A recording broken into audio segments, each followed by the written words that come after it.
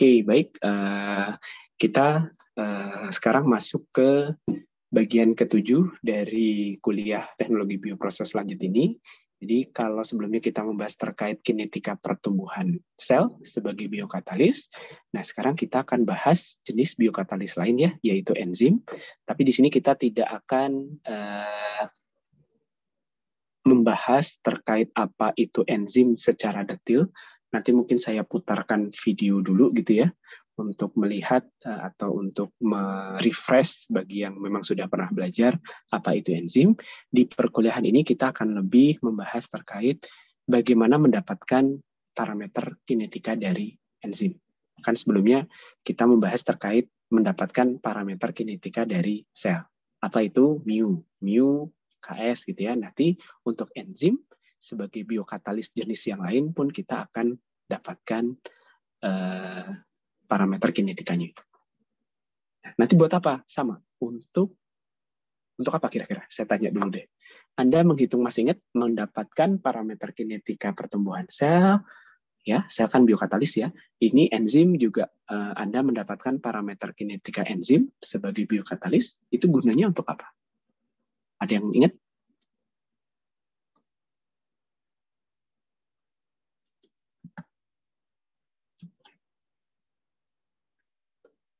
Atau kalau tidak ingat, bisa menebak gunanya buat apa?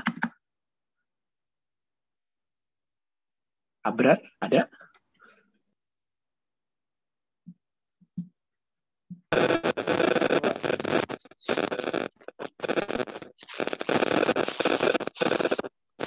Oh, suaranya.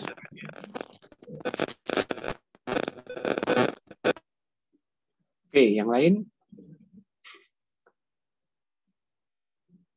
Silahkan. Nadia?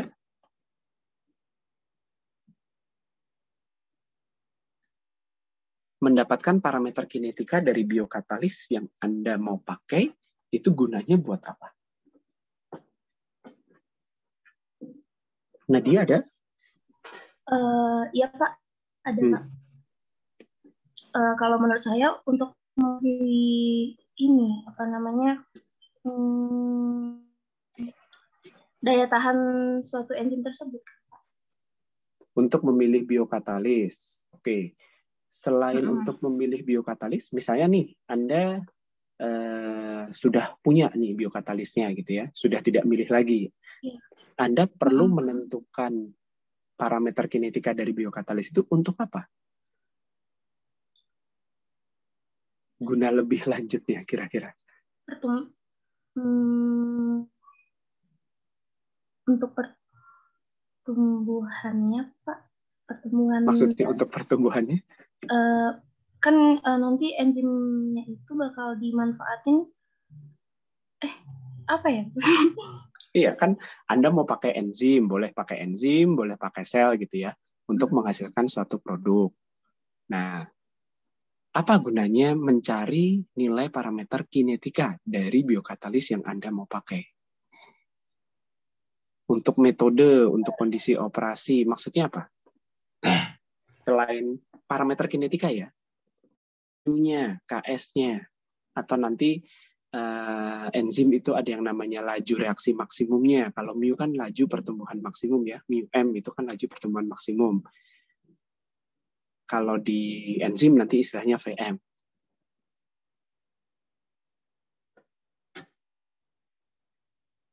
Ya, Syahdan, Reshen, silahkan. Kalau menurut saya, untuk tujuan akhirnya itu untuk perancangan spek bioreaktornya, Pak. Betul. Jadi untuk merancang kebutuhan reaktornya. Berapa volume reaktornya? Karena nanti kan di dalam reaktor akan terjadi reaksi ya. Di dalam reaktor itu akan terjadi reaksi. Reaksinya akan dikatalisis oleh si biokatalis. Mau sel, mau enzim. Nah, biokatalis ini kecepatannya mengkonversi substrat menjadi produk kan akan dipengaruhi oleh parameter kinetika. Ya. Jadi parameter kinetika ini nanti akan Anda masukkan ke dalam perancangan bioreaktor. Maksudnya perancangan bioreaktor begini, ke dalam peneracaan bioreaktor, neraca massa. Untuk kalau volume, merancang kebutuhan bioreaktor berarti ya di neraca massa reaktor. Di bagian mana? Anda masih ingat kan ya? Kalau neraca massa itu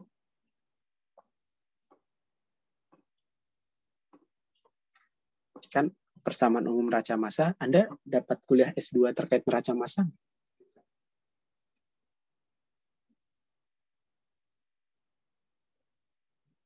Atau ada yang tahu bentuk umum persamaan neraca massa seperti apa?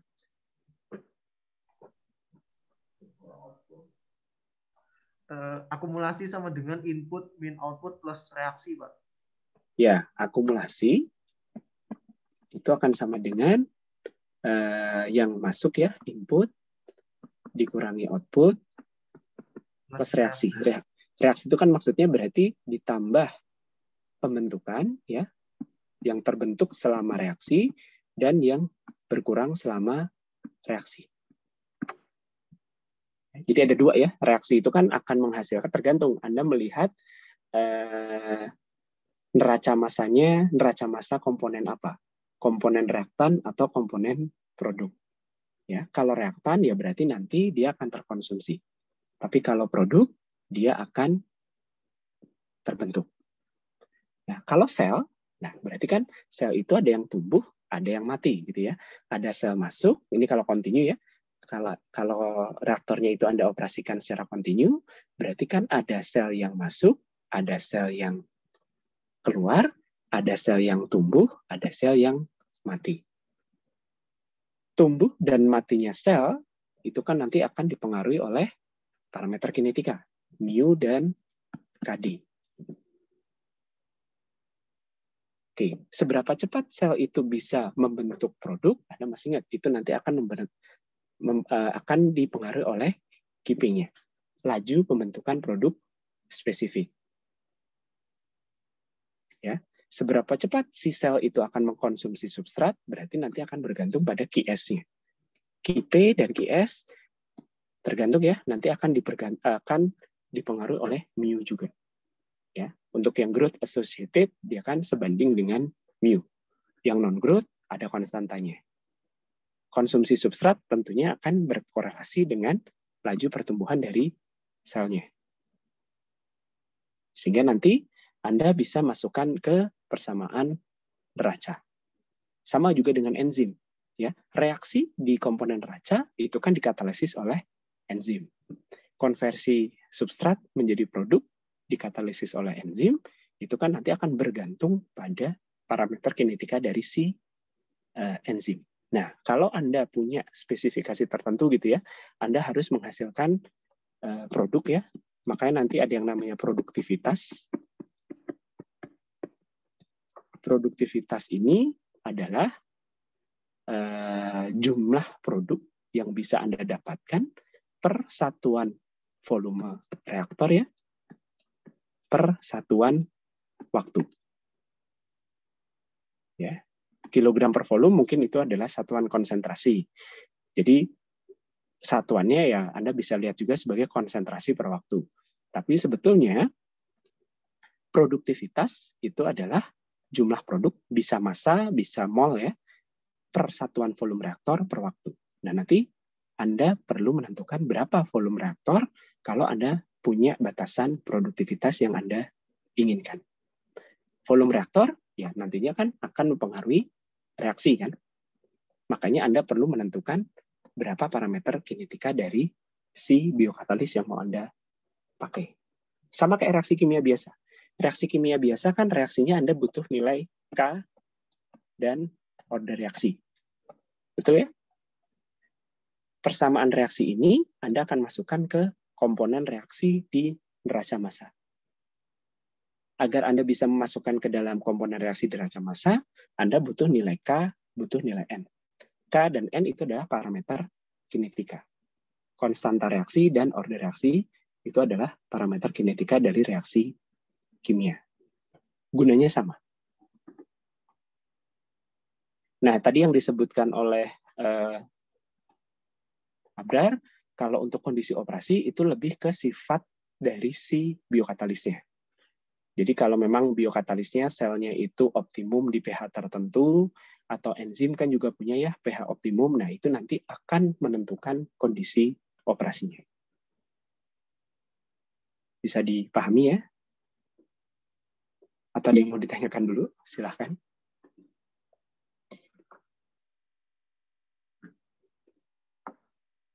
Baik, kalau tidak ada, kita masuk ke materinya. Nah, jadi mungkin ini ringkas saja ya. Jadi sebetulnya fungsi enzim di dalam suatu reaksi itu kan sebagai katalis. Jadi sama seperti katalis yang reaksi kimia biasa. Jadi enzim ini fungsinya adalah untuk mempercepat reaksi. Kenapa perlu dipercepat?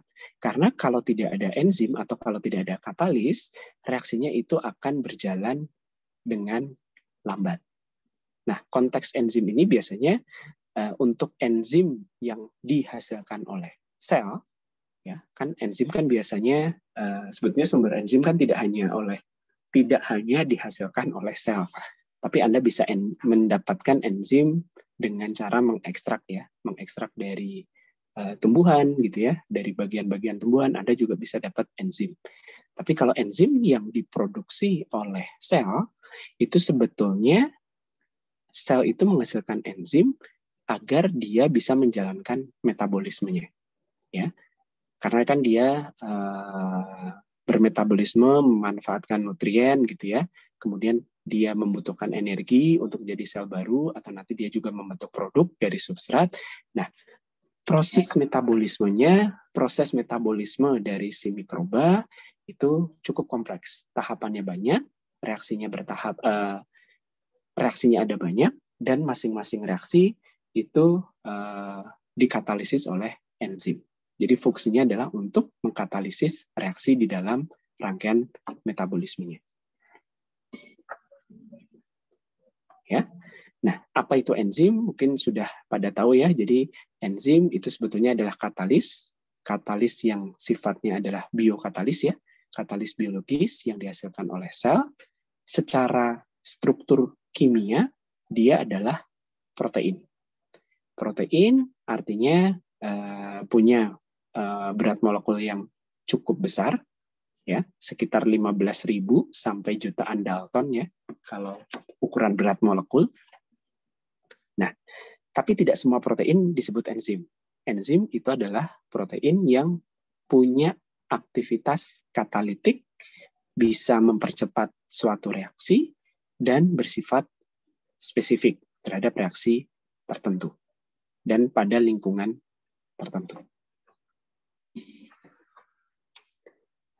Nah, ini sekilas saja. Jadi mungkin yang sudah pernah belajar protein kan dari strukturnya itu macam-macam ya. Ada yang lurus-lurus, ada yang bulat-bulat gitu ya.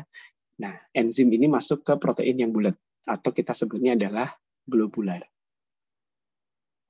Dia punya struktur 3 dimensi yang cukup kompleks. Ya.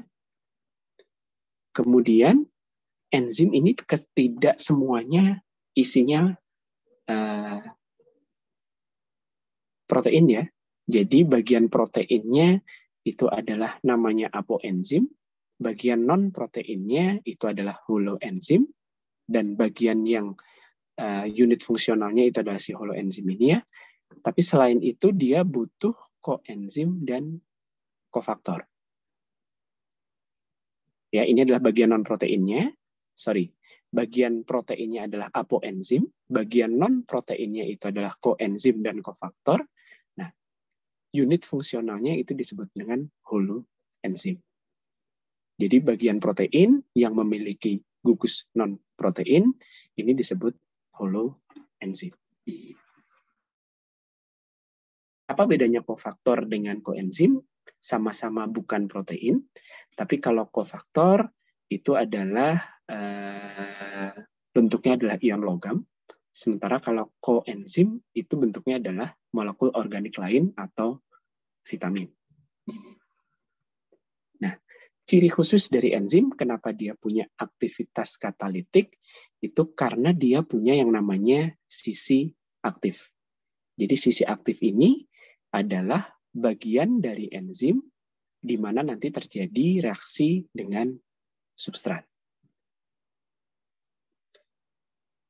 Kenapa sisi aktif ini aktif gitu ya? Jadi kenapa sisi aktif ini punya aktivitas katalitik? Ini karena dia memang secara fisik dan secara kimiawi memang aktif. Aktif ini maksudnya adalah dia bisa memfasilitasi substrat, karena katalis kan tidak ikut bereaksi ya, dia hanya mempercepat terjadinya reaksi. Nah, sisi aktif ini bisa memfasilitasi si substrat itu untuk bisa bereaksi dengan lebih mudah. Jadi dia mencarikan jalur bagi si substrat agar bisa bereaksi dengan lebih mudah, sehingga nanti reaksinya akan menjadi lebih mudah, laju reaksinya akan menjadi lebih cepat. Kira-kira begitu. Nah, sekarang mungkin Anda sudah pernah tahu, kalau Anda ditanya sebutkan jenis enzim yang Anda tahu, jawaban Anda apa? Atau sebutkan contoh enzim yang pernah Anda tahu.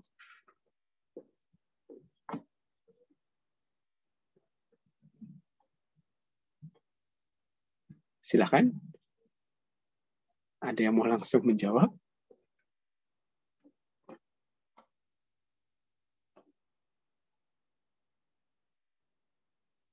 Risha, ada? Ada, Pak. Ini Ya. enzim yang memang ada di tubuh kita atau yang digunakan? Sebut saja enzim yang Anda tahu namanya. Lipase. Apa? Lipase. Oke, lipase. Itu enzim untuk apa? Lipid. Untuk lipid maksudnya?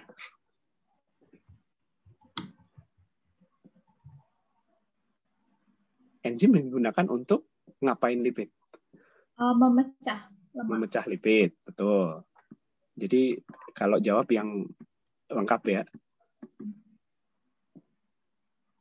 Apalagi enzim yang Anda tahu?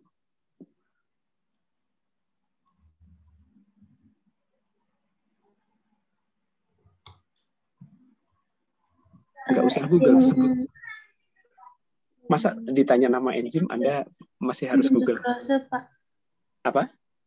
Sukrase. Enzim sukrase. Sukrase. Ini untuk? Memecah sukrosa menjadi gula yang lebih sederhana lagi. Memecah sukrosa, ya. Jadi mungkin Anda mengenali nama-nama enzim dari akhiran-akhiran seperti ini ya. Nanti ada amilase, ada selulase gitu ya. Jadi yang berakhiran ase ini biasanya menunjukkan enzim yang bisa memecah komponen tertentu. Nah, nama komponennya itu diletakkan di depan nama ase tadi. Kalau lipase ya berarti lipid, sukrase berarti sukrosa gitu ya. Amilase, amilum, selulase, selulosa. Atau mungkin Anda pernah dengar namanya ya protease termasuk ya. Ada yang namanya renin. Ya. Terus apalagi? Yang tidak ada ase-asenya. Oke, nah ini adalah tata nama yang sebutannya adalah trivial ya. Jadi memang diberikan oleh seseorang, kemudian aturannya ya semau-maunya yang ngasih nama gitu ya. Nah, sebetulnya selain nama trivial, enzim itu punya tata nama yang lebih baku. Ya, jadi Anda bisa melihat di sini secara umum enzim itu dikelompokkan dalam 6 golongan. Ada yang oksidoreduktase, ada yang transferase, ada yang hidrolase, ada yang liase, ada yang isomerase, dan ada yang ligase. Tergantung reaksinya itu apa. Apakah reaksinya oksidasi reduksi, ataukah memindahkan gugur fungsi ya, kalau yang transferase, apakah yang hidrolisis adalah reaksi dengan air, kemudian apakah penambahan ikatan ya, jadi ada menjadikan ikatan reaksi adisi terhadap ikatan double bond gitu ya, kemudian reaksi isomerasi, jadi mindahin gugus satu atom, satu gugus, apa itu istilahnya ya, yang ya itulah pokoknya ya. Terus ada yang ligase ya, jadi tergantung reaksinya, jenis reaksinya, kemudian nanti ikatan apa yang diserang. Jadi ada tata namanya. Jadi mungkin nanti lipase itu mungkin reaksi oksidasi gitu ya. Oksidasinya ikatan pada ikatan apa, nanti dia punya nama khusus sebetulnya. Nah, oke, itu sekilas saja ya. Nanti nama-nama benerannya silahkan Anda cari sendiri. Nah, sama seperti katalis reaksi biasa, yang namanya enzim, fungsinya adalah menurunkan energi aktivasi. Ya, jadi kalau Anda ingat ya, ini ada reaktan, ini ada produk. Sebetulnya agar reaktan itu bisa bereaksi ya, bisa saling bereaksi, membentuk produk, dia butuh energi. Anda bisa bayangkan kebutuhan energi ini ya, sebetulnya ya kira-kira ya untuk ketemu pada kondisi yang tepat gitu ya, pada situasi yang tepat dan pada posisi yang tepat. Butuh energi. Ini yang disebut dengan energi aktivasi. Energi minimum yang diperlukan agar si reaktan ini mencapai kondisi yang namanya kondisi transisi.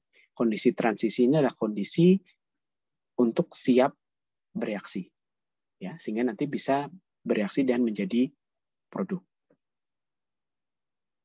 Makin tinggi energi aktivasinya, artinya reaktan tadi membutuhkan energi yang lebih tinggi untuk mencapai kondisi transisi. Artinya untuk terjadinya reaksi, untuk terbentuknya produk itu semakin susah. Karena makin susah, laju reaksinya akan menjadi semakin lambat. Ya, ini konteksnya masih reaksi ya. Jadi ketemunya reaktan sampai tercapai kondisi transisi ini adalah pada reaksinya. Jadi secara reaksi, bukan secara difusi. Mungkin kita sudah pernah bahas ya. Jadi satu hambatan komponen reaktan itu untuk ketemu di dalam reaktor itu adalah hambatan difusi. Ya. Karena di dalam reaktor kan Anda memasukkan reaktan A misalnya, terus ditambah reaktan B gitu ya. Nah, kemudian kan diaduk gitu ya, atau tidak diaduk. Nah, semakin dia tidak diaduk, A dan B-nya akan semakin lama ketemu. Itu adalah hambatan difusi. Tapi kalau sudah ketemu, ya molekulnya itu sudah ketemu, dia masih butuh yang namanya energi aktivasi ini. Tidak bisa langsung bereaksi. Jadi dia harus mencapai kondisi transisi. Kondisi transisi baru bisa dicapai kalau energi aktivasinya terpenuhi. Setelah itu baru bisa bereaksi. Jadi bisa dipahami ya konsepnya. Jadi hambatan difusi ini tidak masuk ke dalam energi aktivasi.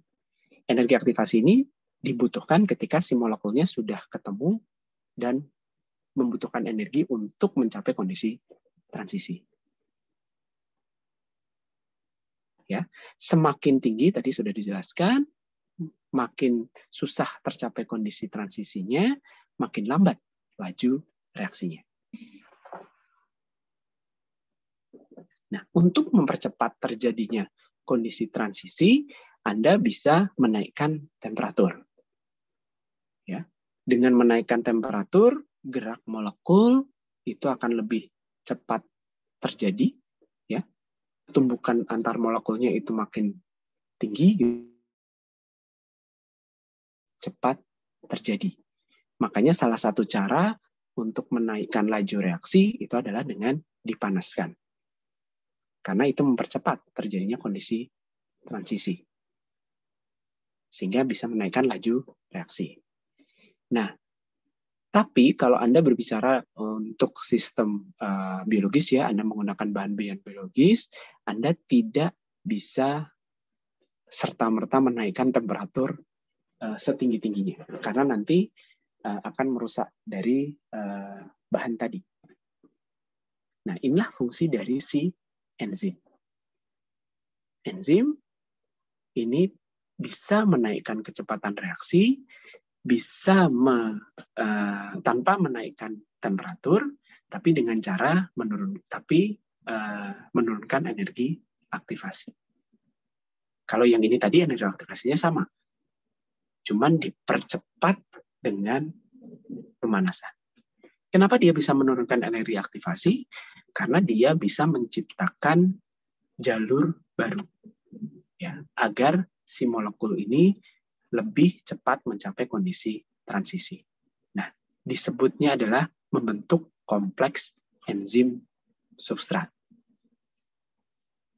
Sehingga ketika terbentuk kompleks enzim substrat, reaksi itu akan lebih cepat terjadi. Jadi dia memfasilitasi jalur baru tadi. Oke, sama seperti katalis, yang dilakukan enzim itu hanya menurunkan energi aktivasi dan hanya mempercepat reaksi. Hanya kinetikanya saja dipercepat. Secara termo sama, ya. Secara termodinamika, enzim itu tidak akan mengubah nilai energi bebas, ya. Delta G-nya ada atau tidak ada katalis, tidak ada enzim atau ada enzim sama. Kondisi setelah kesetimbangan pun sama. Anda masih ingat ya, kondisi kesetimbangan itu adalah hasil kali konsentrasi produk per konsentrasi reaktan. Ya. Jadi di akhir, walaupun reaksinya dipercepat, jadi misalnya Anda punya gini ya, kan konstanta kesetimbangan itu adalah ini.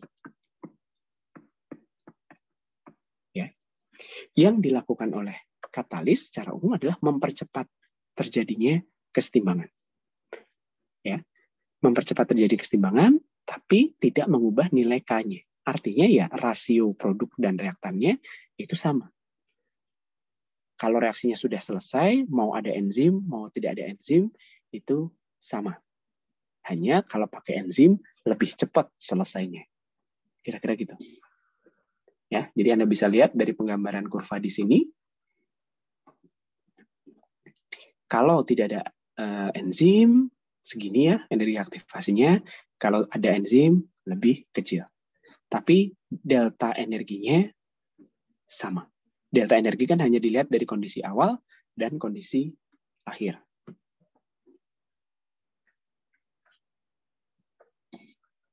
Nah, apa yang dilakukan tadi ya? Si enzim itu membentuk S itu adalah substratnya, E itu adalah enzimnya ya, sudah jelas. Dia membentuk kompleks si enzim substrat, sehingga nanti terbentuk produk, produknya akan lepas, nah enzimnya bisa digunakan kembali dalam batas-batas tertentu. Oke, sampai sini ada yang mau ditanyakan?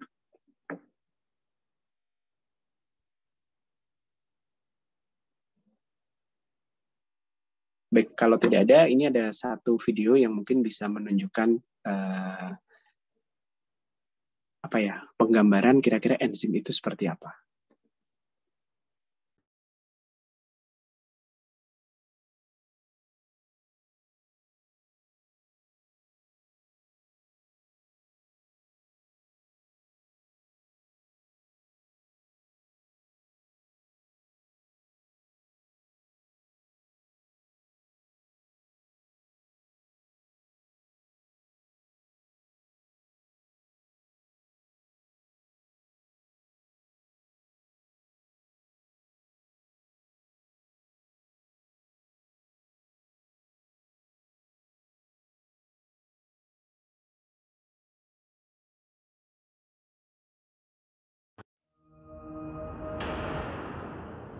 Enzymes.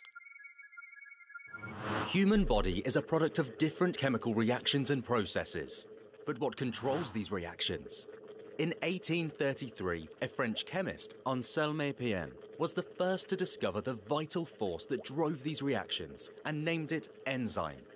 Enzymes are substances, proteins, or in some cases, ribonucleic acid, RNA, that speed up a biochemical reaction by modifying specific substances called substrates.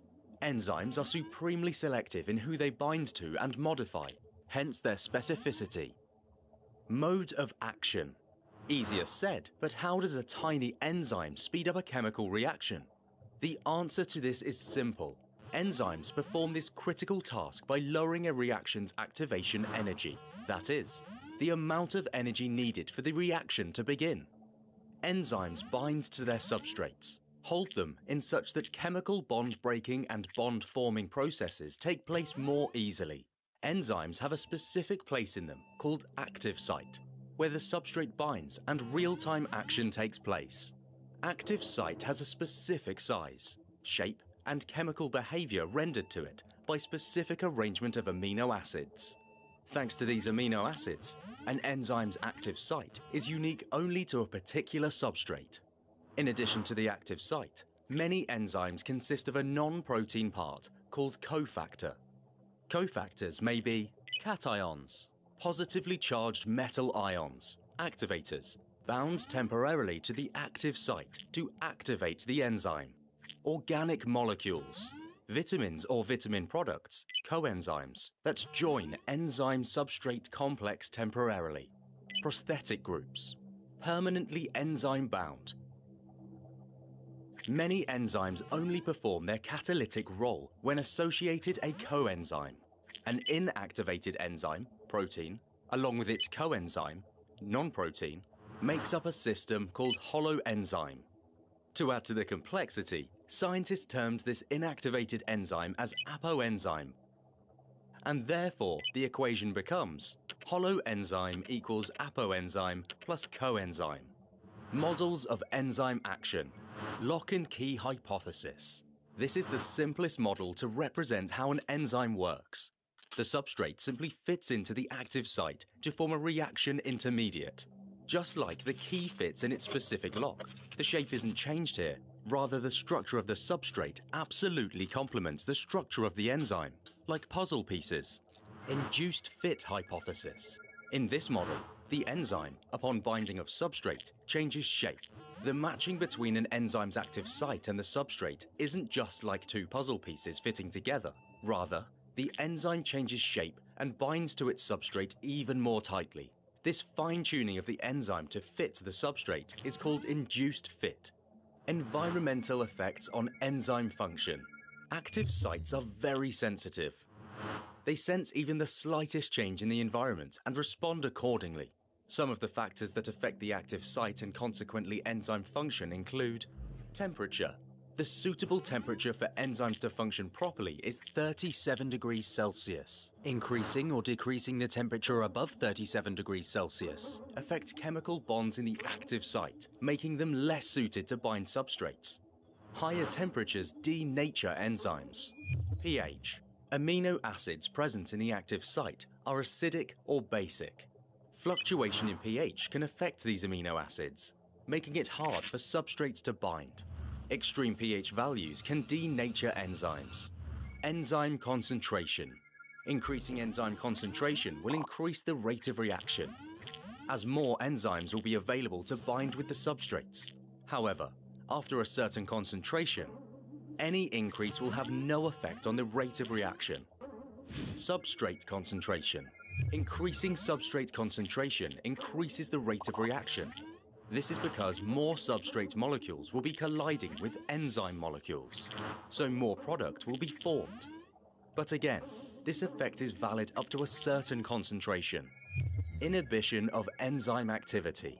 Some evil substances called inhibitors reduce or even stop the activity of enzymes in biochemical reactions. They either block or distort the active site, thus inhibiting the reaction. Based on this, there are two types of inhibitors given below. Competitive inhibitors occupy the active site and prevent a substrate molecule from binding to the enzyme. Non-competitive inhibitors attach to parts of the enzyme other than the active site to distort the shape of an enzyme.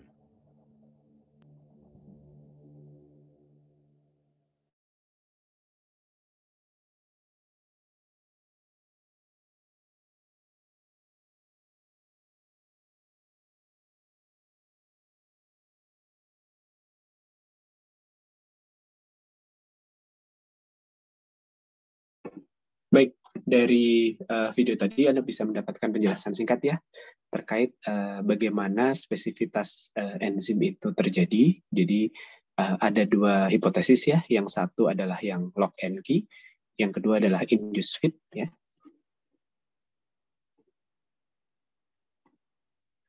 Kalau lock and key itu ya seperti yang digambar ini. Jadi antara substrat ya ada lock and key, kunci dan gembok gitu ya. Bentuk antara sisi aktif enzim dengan substrat itu sama. Sehingga hanya substrat yang bentuknya cocok dengan sisi aktif enzim yang akan bisa dikatalisis oleh enzim. Atau yang induce fit. Kalau induce fit ya ini lebih kompleks lagi.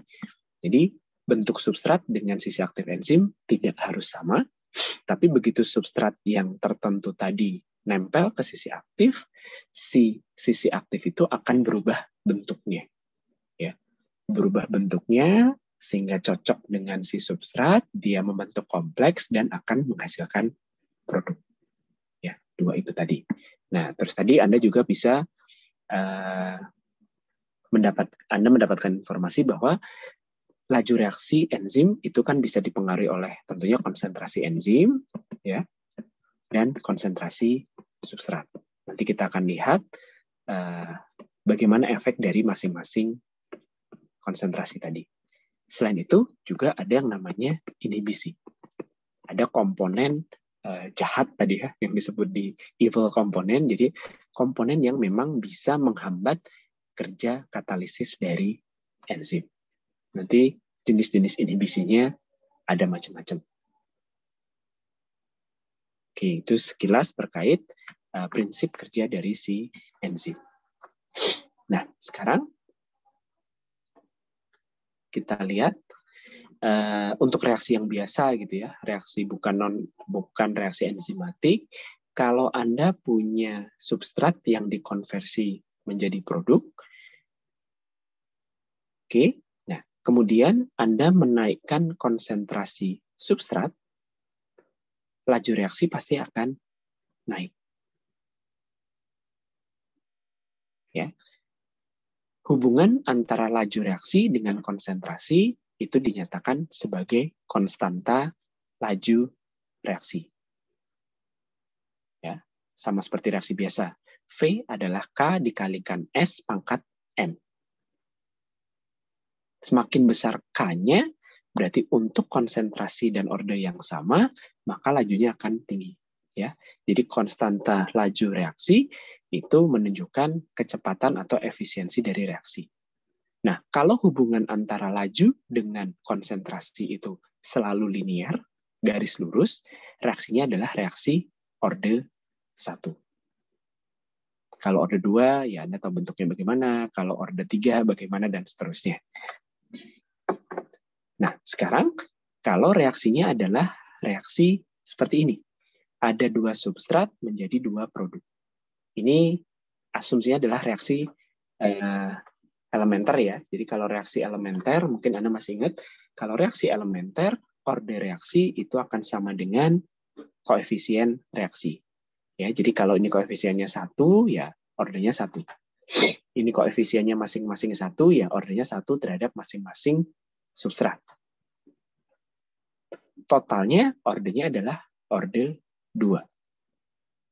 Atau kita sebutnya adalah reaksi bimolekuler.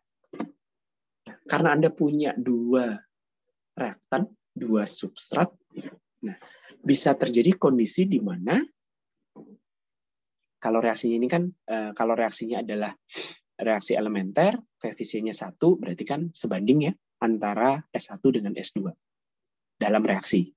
Tapi ketika kondisi awal misalnya, kondisi awal S2-nya jauh lebih besar dari S1. Sehingga dalam reaksi, ketika S1-nya bereaksi, S2-nya bereaksi, sisa S2-nya itu masih besar. Sehingga kalau S2-nya jauh lebih besar terhadap S1, Anda bisa anggap nilai S2 itu selalu konstan, maka terhadap S2 ordenya adalah 0. Mungkin pas teknik reaksi kimia lanjut sudah diajarkan ya. Sehingga kalau secara keseluruhan reaksi yang tadinya order 2 ini Anda bisa anggap menjadi order 1 atau pseudo first order. Ini hanya terjadi kalau salah satu konsentrasi reaktannya itu jauh lebih besar daripada yang lain. Nanti K dikalikan S2 pangkat 0 itu menjadi konstanta laju reaksi yang baru. Oke, ini sekedar mengingatkan. Oke, nah sekarang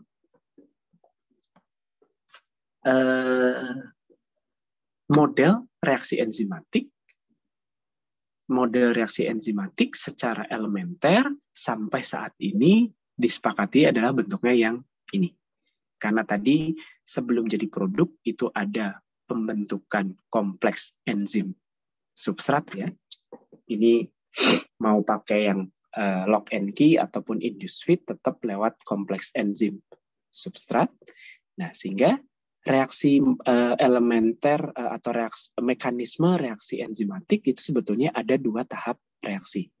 Tahap yang pertama itu adalah reaksi kesetimbangan pembentukan kompleks enzim substrat yang ini.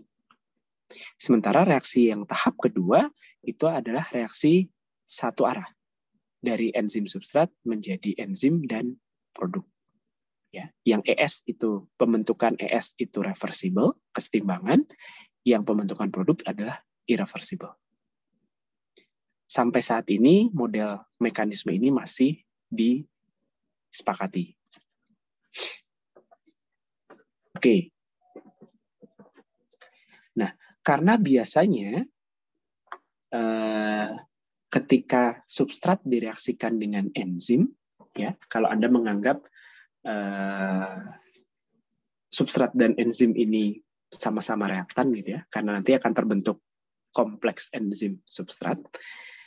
Biasanya S itu jauh lebih besar daripada E-nya. Konsentrasi substrat, ya, kalau Anda punya reaktor, biasanya konsentrasi substratnya itu jauh lebih besar daripada konsentrasi enzimnya.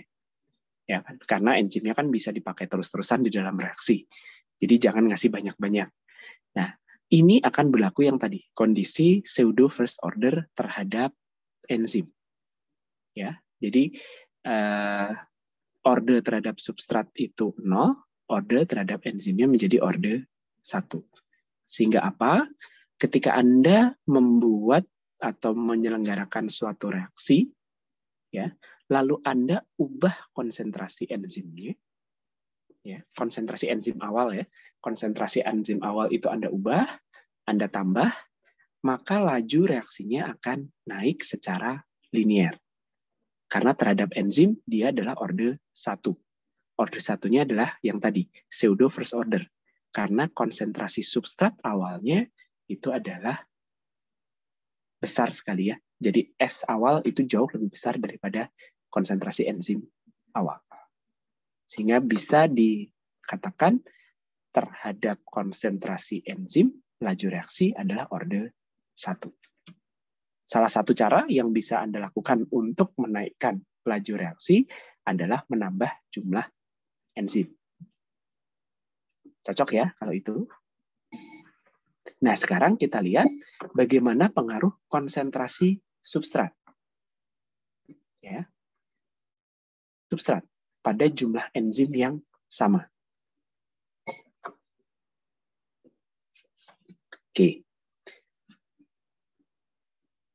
Untuk pengaruh konsentrasi substrat terhadap laju reaksi, ini ada 2 model mekanistik yang biasa dipakai ya.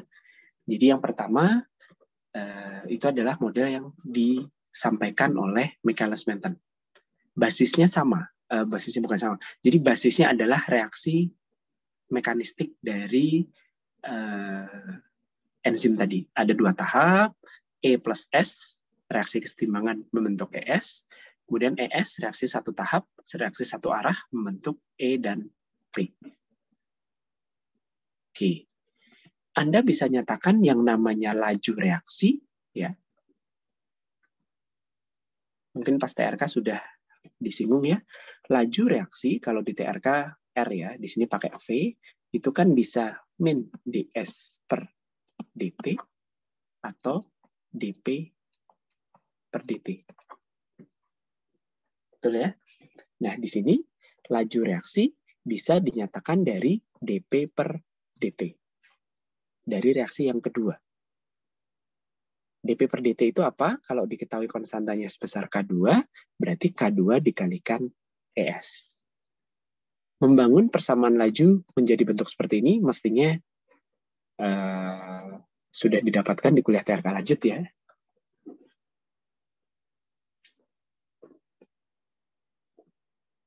Oke.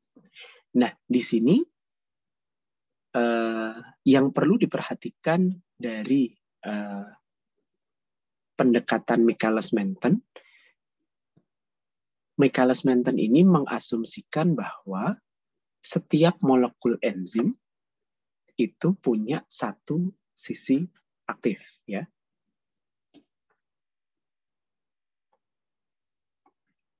Jadi satu molekul enzim itu punya satu sisi aktif. Satu sisi aktif ini hanya bisa mengikat satu molekul substrat. Kan ini ya, satu, gitu ya. Koefisiennya kan 1, 1, 1. Ya, jadi ini maksud dari mekanisme reaksinya seperti ini. Asumsinya adalah satu molekul enzim hanya punya satu sisi aktif, sehingga hanya bisa mengikat satu molekul substrat. Ketika satu molekul substrat tadi menempel ke sisi aktif, akan terbentuk ES, sehingga dia tidak bisa ditempeli lagi oleh substrat. Ya, jadi kalau di awal itu ada sejumlah S0, ya, ada konsentrasi awal substrat sejumlah S0, sementara Anda tadi masih ingat ya, S0 itu jauh lebih besar daripada E0. Ya. Artinya apa? Semua molekul substrat, bukan semua ya, maaf, semua sisi aktif enzim itu akan terpakai oleh substrat. Karena S0-nya jauh lebih besar daripada E0, dan ini berlaku. Ya. Artinya nanti akan terjadi semua sisi aktif enzim itu akan terpakai oleh substrat. Enzim akan berada dalam kondisi jenuh. Ini yang disebut dengan kondisi jenuh. Jadi kondisi di mana semua sisi aktif enzim itu berikatan dengan substrat membentuk ES. Nah, tapi tentunya kan ES ini akan bereaksi menjadi P. Ketika sudah jadi P, sisi aktifnya kan bebas lagi. Ketika sisi aktifnya bebas lagi, dia bisa ditempeli substrat yang lain lagi. Oke, itu secara fenomena ya, secara fisik, reaksi yang terjadi seperti itu, dan secara kinetika Anda bisa nyatakan laju reaksi itu adalah menjadi yang ini.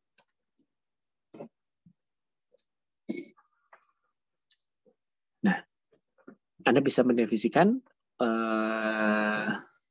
reaksi kesetimbangannya itu ke kanan K1, ke kiri K-1, kemudian reaksi yang tahap keduanya K2. Nah, Anda juga perlu memperhatikan bahwa tadi kan Anda punya enzim awal sejumlah E0. Ini adalah enzim awal. Ketika bereaksi dengan substrat, akan terbentuk ES. Ya, ini adalah enzim yang membentuk kompleks. Kalau belum jenuh enzimnya, berarti masih ada enzim yang bebas. Yang belum berikatan dengan substrat, yang belum membentuk kompleks. Sehingga dalam setiap waktu ada hubungan neraca enzim seperti ini. Bahwa konsentrasi enzim bebas itu akan sama dengan konsentrasi enzim awal dikurangi konsentrasi enzim yang membentuk kompleks. Atau ya boleh dibalik lah. E0 itu sama dengan ES ditambah E. Bisa dipahami ya dua mekanisme ini? Dua informasi ini ya, bukan dua mekanisme. Jadi reaksinya seperti ini, lalu neraca enzimnya seperti ini. Ada yang mau ditanyakan dulu?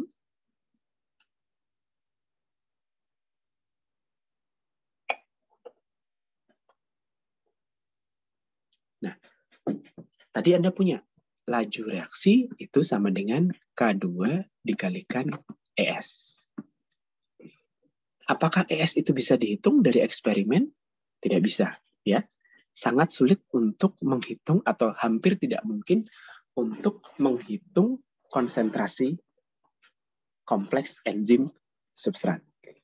Anda taunya enzim awal, ya. Anda taunya konsentrasi substrat, atau Anda taunya konsentrasi produk. Ya, sehingga nanti Anda perlu ubah persamaan laju ini sehingga menjadi hubungan antara laju dengan produk atau laju dengan substrat. Nah, kita akan lihat hubungan antara laju dengan substrat. Model kinetika dari reaksi enzim ini nanti akan menghubungkan laju dengan substrat. Oke. Untuk menyelesaikan atau untuk membuat hubungan V dengan S ini, ada dua model sebetulnya ya, dari satu mekanisme reaksi yang sama, yang ini, dan neraca enzim, ada dua pendekatan yang bisa dilakukan. Nanti dapat modelnya mirip, tapi ada bedanya sedikit. Yang pertama adalah kesetimbangan cepat, yang kedua adalah kondisi tunak semu. Sekarang kita lihat bedanya ya. Nah, kalau kesetimbangan cepat, ini yang sering juga disebut dengan model Michaelis-Menten, ya, asumsinya adalah, namanya juga kesetimbangan cepat ya, jadi reaksi kesetimbangan, kan reaksi tahap pertama itu adalah reaksi kesetimbangan. Reaksi kesetimbangan ini berlangsung cepat. Artinya, reaksi berlangsung cepat itu maksudnya kesetimbangannya cepat tercapai gitu ya. Ya, kesetimbangannya cepat tercapai, kemudian pada awal reaksi pembentukan produk itu bisa diabaikan ya. Sehingga Anda bisa menentukan konstanta kesetimbangan dari reaksi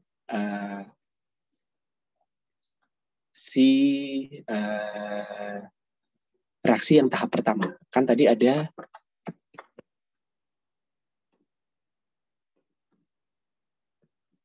E plus S ya, K minus 1, K, ES. Ya. Kalau di reaksi kimia biasa, K itu adalah konsentrasi produk reaktan. Enzim, definisi K-nya dibalik. Jadi yang namanya konstanta kesetimbangan dari reaksi tahap pertama itu adalah reaktan dibagi produk. Atau K-1 dibagi K2.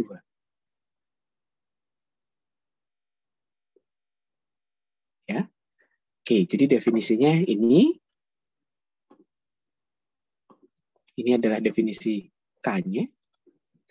Kemudian Anda punya ini ya, dari reaksi yang pertama tadi. Anda punya V itu dP per dt sama dengan K2 dikalikan ES, dan Anda punya neraca enzim. Nah, ES-nya Anda ganti dengan definisi dari K dan dari definisi neraca. Sehingga Anda dapatkan K2 dikalikan ES, itu akan sama dengan K2-nya tetap ya, K2, nah ES-nya berubah menjadi ini. Ini disubstitusi dari neraca enzim dan dari konstanta kesetimbangan.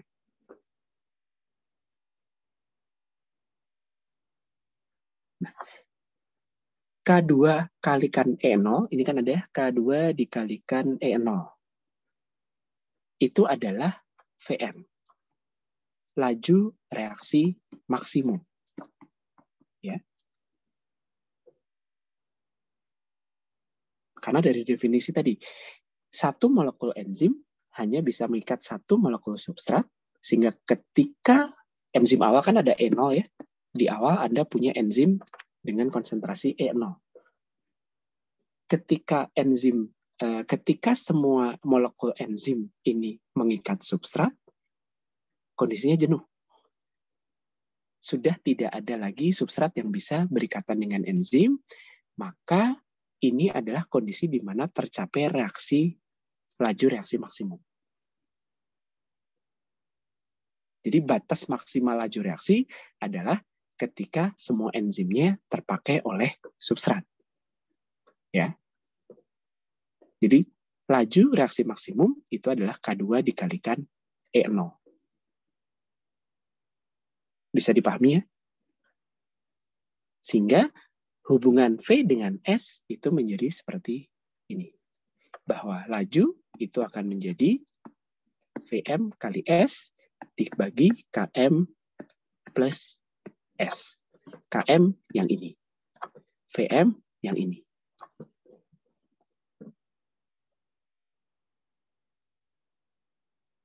Di sini Anda bisa lihat Vm itu akan dipengaruhi oleh E0, Km akan dipengaruhi oleh kondisi kesetimbangan.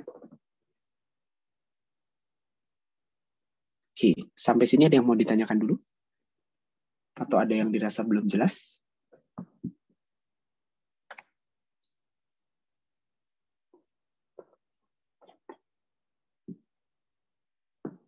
Cukup jelas ya? Nah, ini adalah pendekatan rapid equilibrium oleh si Michaelis-Menten. Dari bentuk persamaan ini, Anda bisa membentuk kurva seperti ini. Bentuknya mirip kurva Monod yang kita sudah bahas sebelumnya ya. Jadi, kalau S-nya masih sedikit, dengan adanya penambahan S, ketika S-nya masih sedikit, enzim kan belum jenuh. Jadi ketika S-nya bertambah, sisi aktif yang bisa ketemu dengan enzim itu juga akan nambah, gitu ya. Sisi aktif yang masih bisa ditempati oleh enzim itu masih tersedia.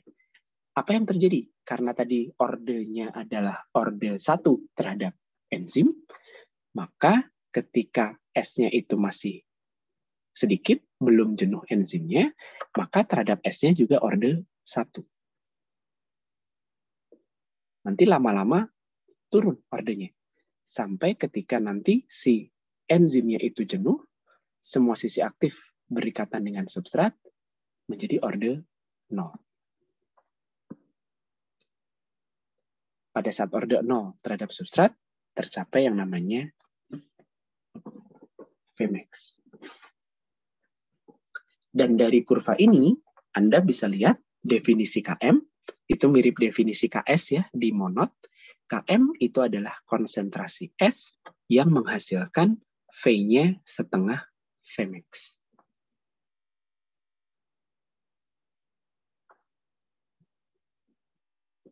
Km tadi apa? Km itu adalah ini.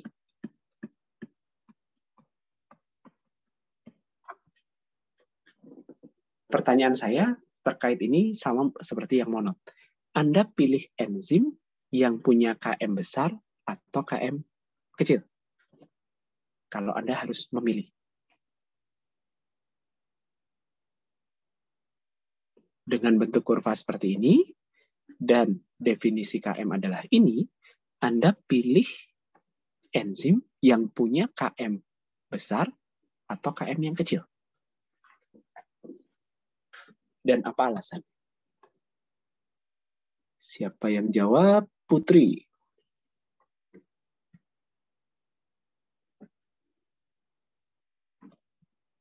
Masih ada di depan layar? Masih, Pak.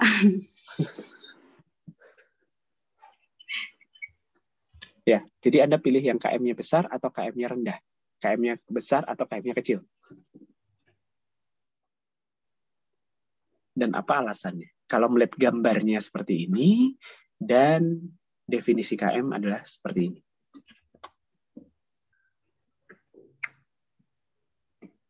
KM-nya yang rendah, Pak. Karena?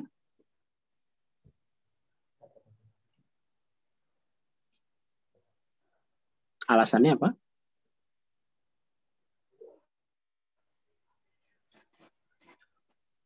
Anda Karena boleh pada jelaskan dari gambar atau dari persamaan. Silakan.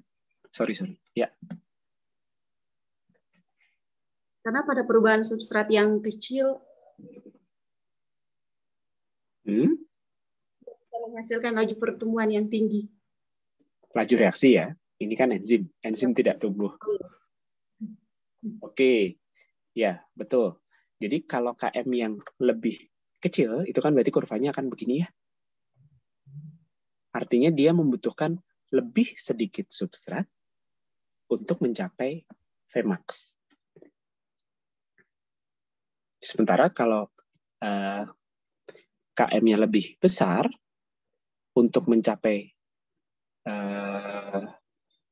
Vmax, dia butuh S yang lebih besar.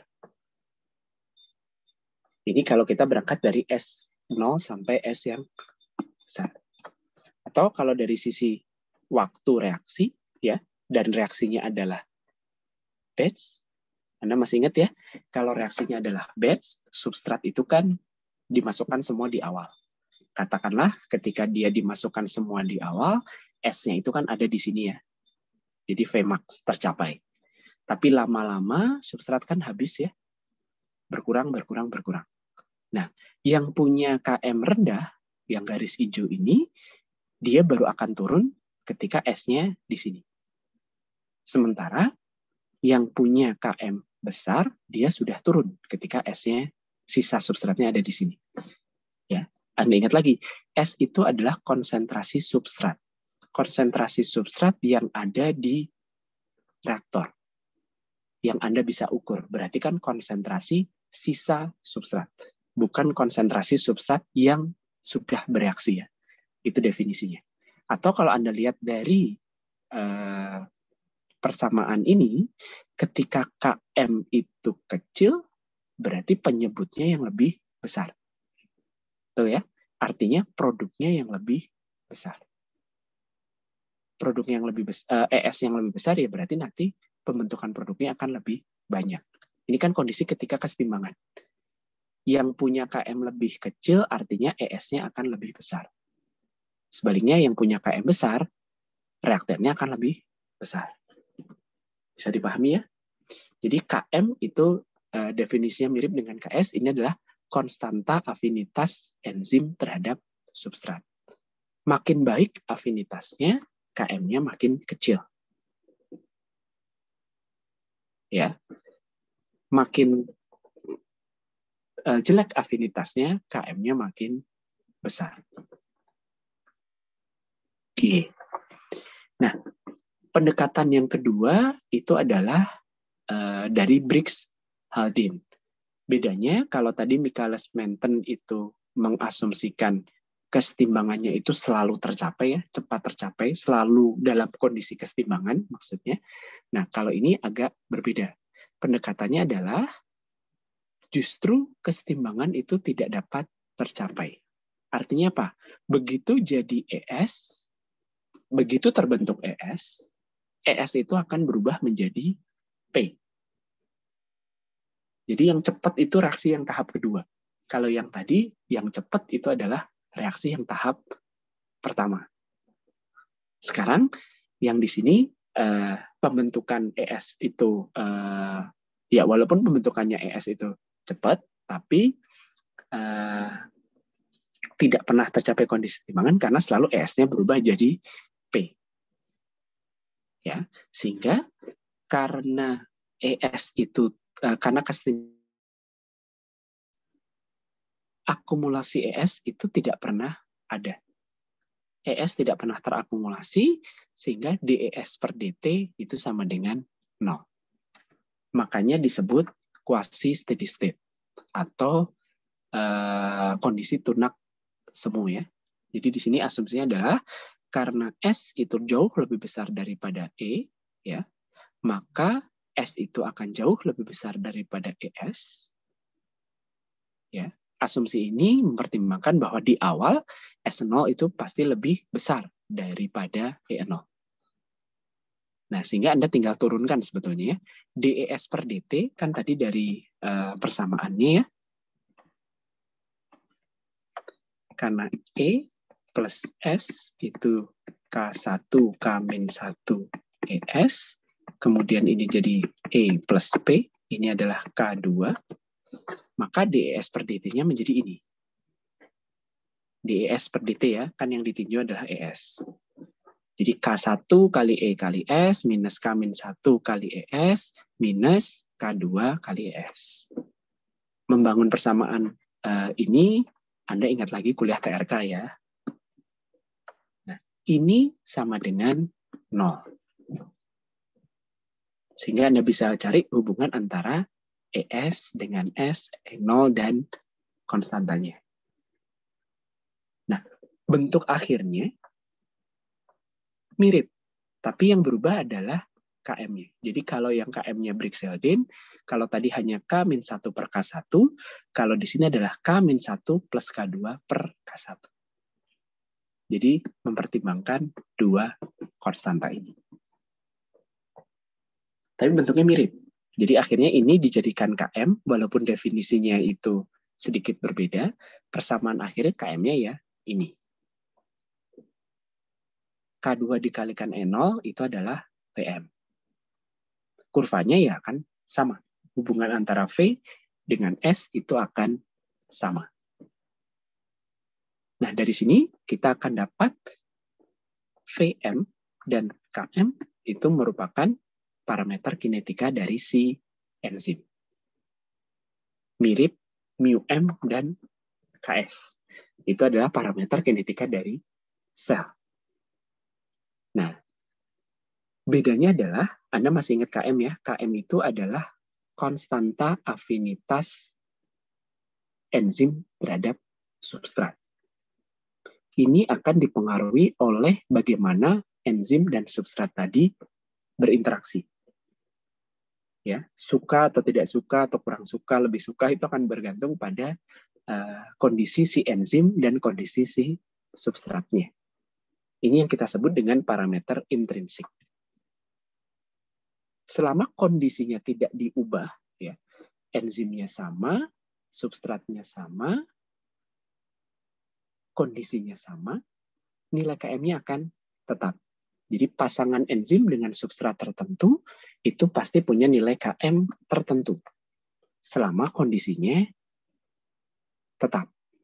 Nilainya akan berubah tentunya kalau pasangannya dirubah ya. Jadi KM itu nilainya akan berubah kalau ya enzimnya diubah atau substratnya diubah. Tapi untuk enzim substrat yang sama, itu nilai KM mungkin akan berubah kalau kondisinya berubah. Kondisi itu yang temperatur, pH misalnya. Sehingga nanti bagaimana si substrat dan enzim berinteraksi itu bisa berbeda. Kalau itu sama, KM-nya akan sama. Ini yang disebut dengan parameter intrinsik. Tidak dipengaruhi oleh jumlah enzim. Anda masih ingat ya, besaran intrinsik dan besaran ekstrinsik. Intrinsik itu tidak dipengaruhi oleh jumlahnya. Mau enzimnya dikit, mau enzimnya banyak, KM-nya sama. Mau substratnya sedikit, mau substratnya banyak, KM-nya sama. KM. Nah, yang VM ini ekstrinsik. Dia akan dipengaruhi oleh jumlah enzim. Ya, jadi kalau Anda mau menaikkan V tadi apa sih? V adalah VMS KM plus S.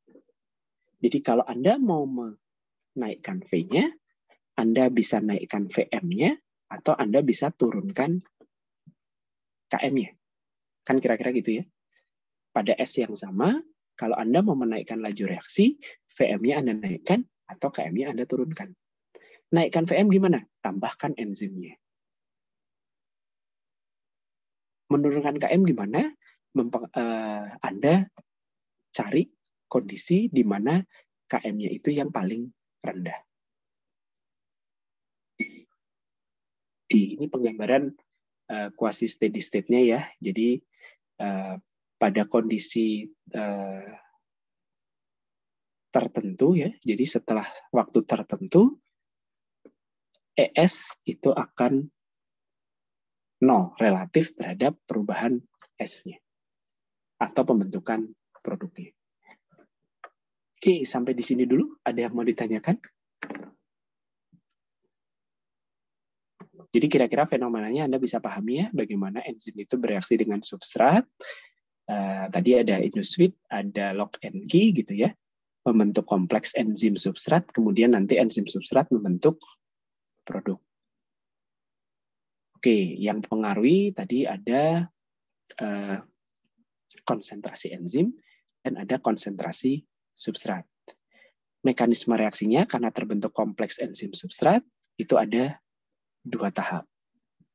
Dari mekanisme ini, Anda bisa menyusun persamaan laju reaksi menjadi model Michaelis-Menten. Model Michaelis-Menten ini menghubungkan antara laju reaksi enzimatik dengan konsentrasi substrat. Parameter kinetikanya adalah Vm yang dipengaruhi oleh konsentrasi enzim dan Km yang dipengaruhi oleh kondisi operasi.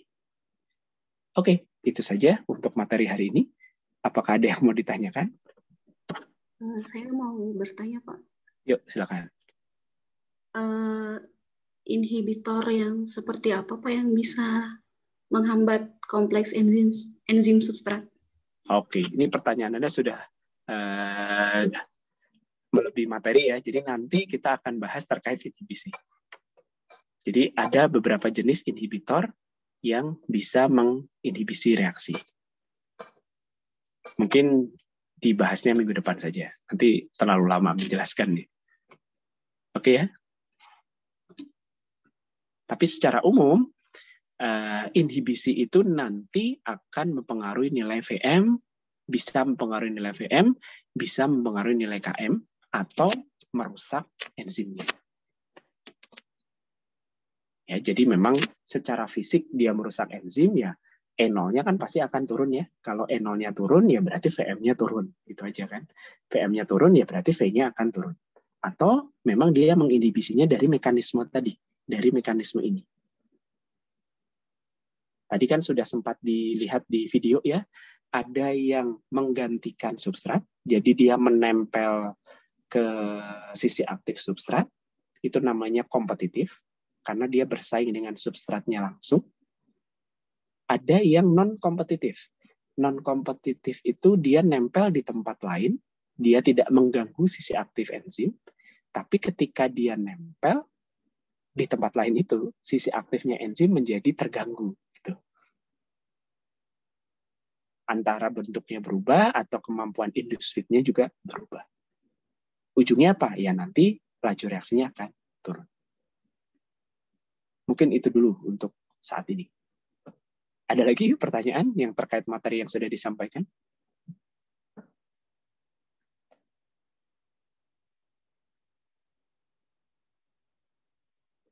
Baik, kalau tidak ada, berarti materi saya cukupkan sekian ya. Kita lanjutkan. Hari Senin depan kan masih kuliah tamu, jadi kita lanjutkan lagi 2 minggu lagi, karena minggu depan itu tanggal merah.